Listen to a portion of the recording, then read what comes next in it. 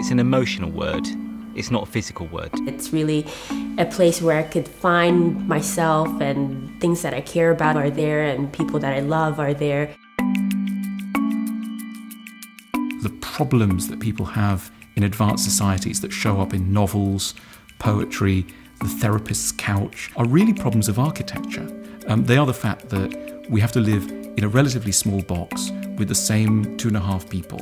I think home has become very commercialized as an idea. It used to be that the appliances were commercialized, or the things that you needed to live in the home were commercialized. But now it seems the entire home is being packaged and sold to us. We're living in a way that was predicted, I think, in the 1950s and 1960s by those utopian designers and architects. We do live in a place where technology is beginning to transform the home, but just in a very different way. We have a few of these smart devices in the home. My daughter is constantly talking to one. The voice becomes a persona in the house itself. We do have these machines and they do chores for us, but we found other machines that we do chores for.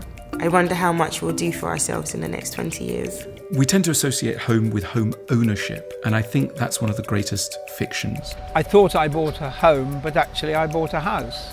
I've realised more and more what an argumentative thing this pile of very poorly assembled stuff is. One's beginning to sort of see signs of an interest in sort of cooperative housing and shared housing. People's values are changing towards stuff. So we see that people value more having access rather than ownership. So maybe your home is only your home, at night, and maybe during the day it's somebody else's home. Why do we keep thinking of housing as being this commodity that can only be afforded by a few people and then traded between themselves?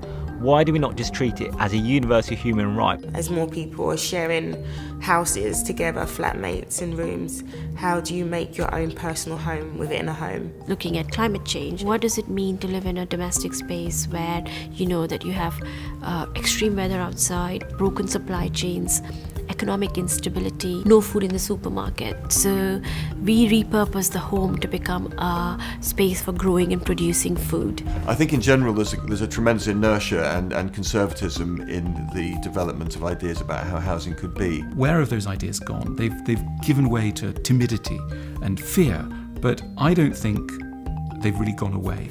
What the home could be. It seems a very repressed kind of narrative right now.